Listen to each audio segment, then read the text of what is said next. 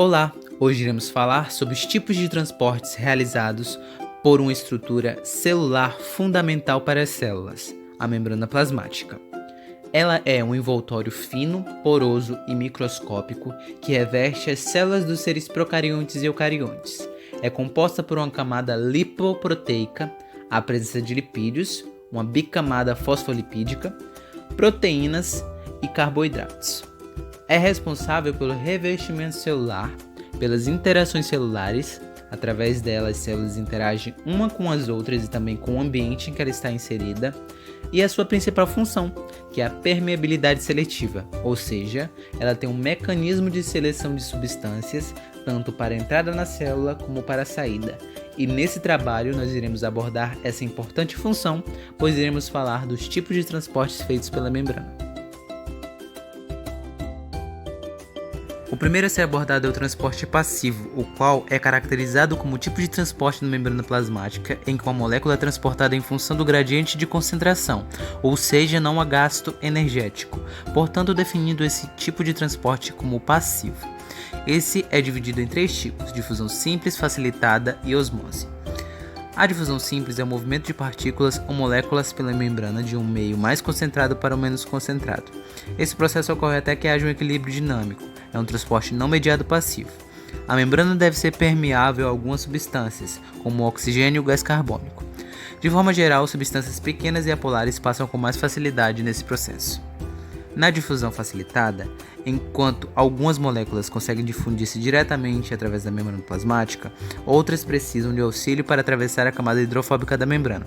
Na difusão facilitada, moléculas difundem-se pela membrana através de proteínas facilitadoras, as quais são chamadas de proteínas carreadoras ou proteínas de canais. Na difusão facilitada mediada por proteínas de canais, essas proteínas estendem-se pela membrana formando túneis hidrofílicos e permitem que suas moléculas-alvo passem por difusão. A passagem através de uma proteína de canal possibilita que compostos polares e com carga elétrica evitem o centro hidrofóbico da membrana plasmática, que de outra forma reduziria ou bloquearia sua entrada. Algumas proteínas são específicas e muito conhecidas, como as aquaporinas, que são proteínas de canal que permitem a passagem de água muito mais rápido do que por difusão simples. Outro tipo de transporte passivo é a osmose, a qual é um processo caracterizado pelo transporte de solvente sem gasto energético pela célula. Esse transporte acontece do meio que apresenta menor concentração de soluto para o que apresenta maior concentração.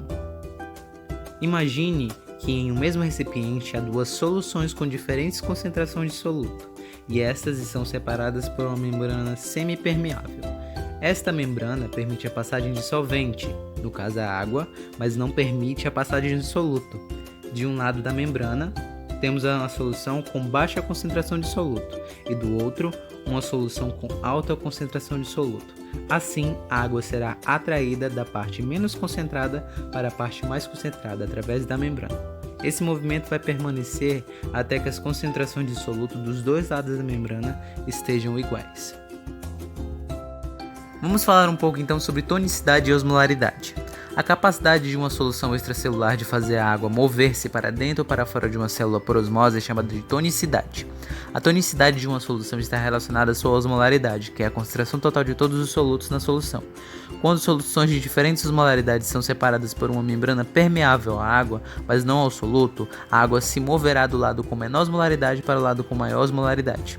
Os três termos, hipotônico, isotônico e hipertônico, são usados para comparar a osmolaridade de uma célula com a osmolaridade do fluido extracelular ao seu redor. Se uma célula é colocada em uma solução hipertônica, a água sairá e esta irá encolher. Em um ambiente isotônico, as concentrações relativas de soluto e água são iguais dos dois lados da membrana, não há movimento resultante de água, portanto não há mudança de tamanho na célula. Quando uma célula é colocada no meio hipotônico, a água entrará na célula e a célula encherá. Nesse exemplo temos uma hemácia. As condições isotônicas são ideais para a célula. Se colocada em uma solução hipotônica, a hemácia incha e pode explodir, enquanto se em uma solução hipertônica, ela murcha, tornando o citoplasma denso e concentrado e pode morrer. Agora iremos abordar o transporte ativo, o qual corresponde à condução de uma molécula pela membrana plasmática através de proteínas carreadoras, indo contra o gradiente de concentração, portanto, a mobilização e gasto de energia celular para movimentar essas substâncias. Esse transporte é dividido em dois tipos: transporte ativo primário, onde usa uma fonte de energia química diretamente, por exemplo, o ATP, para mover as moléculas através da membrana contra seu gradiente, e transporte ativo secundário, o qual usa um gradiente eletroquímico gerado pelo transporte ativo primário como fonte de energia para mover as moléculas contra seu gradiente de concentração, e assim não requer fonte química de energia como o ATP. O transporte ativo primário corresponde às bombas de sódio e potássio. Nesse processo, o meio intracelular de uma célula apresenta maior presença de íons de potássio e o extracelular de íons de sódio. Inicialmente, as proteínas estão abertas para o meio intracelular da membrana plasmática. Logo, o sódio se liga em seus 3 sítios específicos na proteína.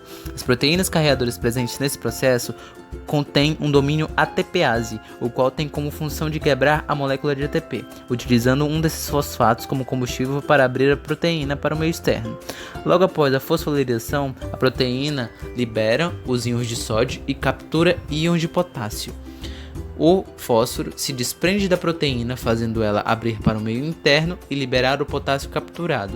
Logo após isso, a proteína está pronta para um novo bombeamento. Esse processo é responsável por garantir o equilíbrio desses elementos, também responsável pela polarização da célula, sendo uma carga positiva no meio externo e uma negativa no meio interno, garantindo a manutenção de alguns tecidos, como músculos ou impulsos nervosos feitos pelos neurônios.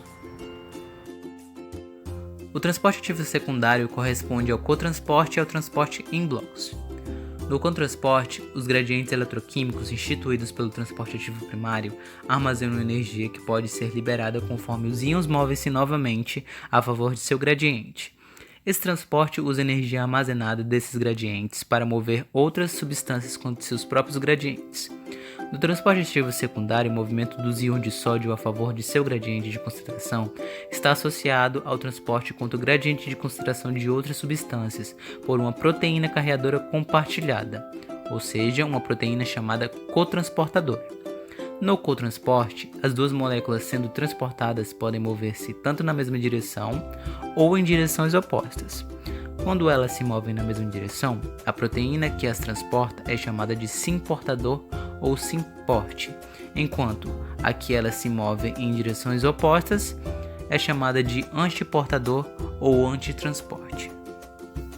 A endocitose ocorre quando há o transporte de partículas para o meio intracelular. Esse processo ainda apresenta dois tipos, fagocitose e pinocitose. Na fagocitose, ocorre a absorção de moléculas grandes e sólidas, as quais são englobadas por pseudópodes, e logo há a formação do fagossoma, o qual liga-se ao lisossomo e é feita a digestão das partículas capturadas. Já a pinocitose só atua no transporte de partículas dissolvidas ou líquidas. Partículas encontradas no meio extracelular são atraídas para perto da membrana, ocorre uma invaginação e essas são absorvidas por ela. Logo há a formação do pinossomo e o mesmo liga-se ao lisossomo para que haja digestão dessas moléculas. A exocitose é conhecida como o processo de eliminação de resíduos celulares da digestão do pinossomo e do fagossomo pelo lisossomo. Ainda dividida em duas, excreção e secreção. Quando os resíduos celulares restantes da digestão feita pelo lisossomo são encaminhados para a membrana, onde a vesícula funde-se com ela e são eliminados os resíduos, esse processo é chamado de excreção. Já o processo de secreção tem a participação de outras organelas, que não são somente o lisossomo.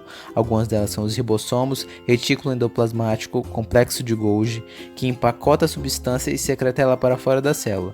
Exemplos: hormônios, o suor, entre outras secreções.